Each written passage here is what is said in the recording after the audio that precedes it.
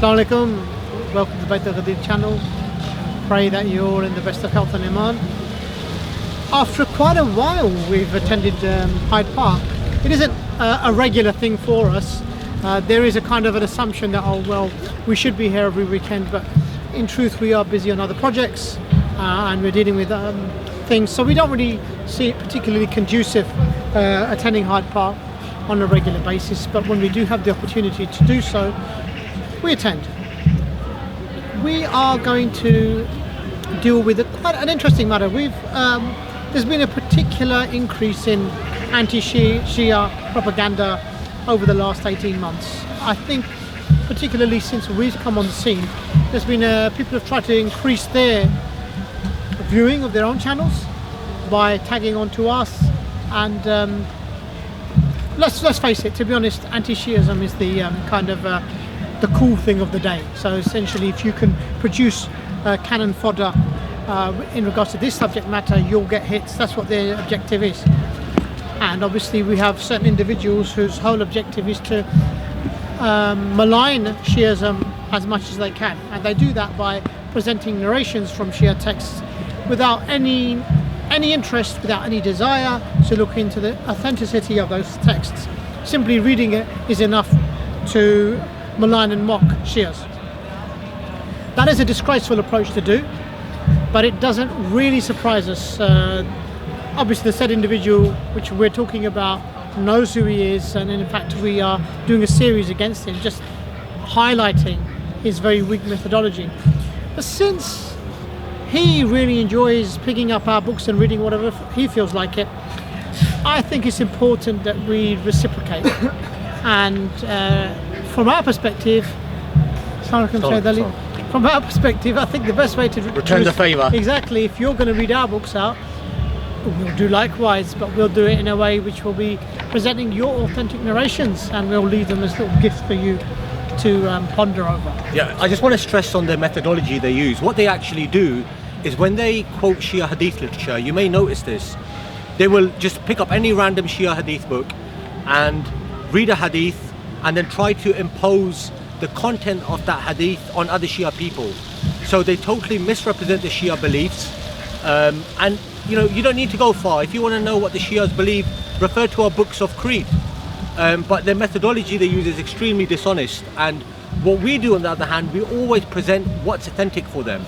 So in future, if you ever watch their videos, I want you to pay close attention to this. I want you to notice whether or not the hadith they use have been attested by our scholars and which scholars, and then inshallah we can discuss the content of those hadith. So what we're going to do now is we're going to present short clips for the viewers to go back and focus on these narrations, and inshallah ta'ala within the video description we will actually provide those narrations with a text and a link from an official Sunni website. So from our side we cannot be accused of any type of dishonesty. So what we're going to do is we're going to primarily focus on their most authentic hadith book. So today what I've got with me is I've got a copy of Sahih Bukhari. This is volume 1. So from volume 1 I want to read what it says in the introduction. This is found in the introduction.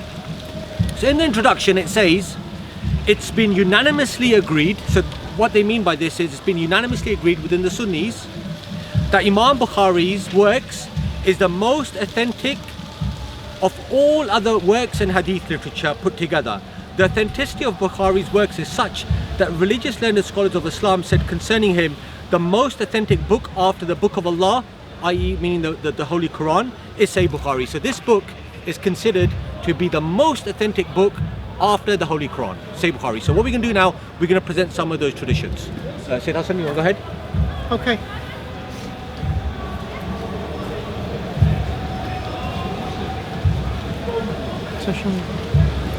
Okay, so this is from the book of the two Eids, hadith number 17, and it's volume 2, hadith number 17. Narrated Aisha. Allah's apostle came to my house while two girls were singing beside me the songs of Buath, and in brackets I said a story about the war between the two tribes of the Ansar and the Khazraj and the Aus before Islam. The Prophet laid down and turned his face to the other side. Then Abu Bakr came and spoke to me harshly, saying, musical instruments of Satan near the Prophet? Allah's Apostle turned his face towards him and said, leave them. When Abu Bakr became inattentive, I signalled to those girls to go out, and they left. So what do we conclude? We conclude that based on this tradition, the Holy Prophet, may peace and blessings be upon him, was at the house, at his own house. Yeah. It says that Aisha's house, but obviously Aisha didn't have a house. And this took place in Abu Bakr's house, which is very unlikely. And there was a group of people who had ultimately musical instruments, which they considered to be something which is unlawful.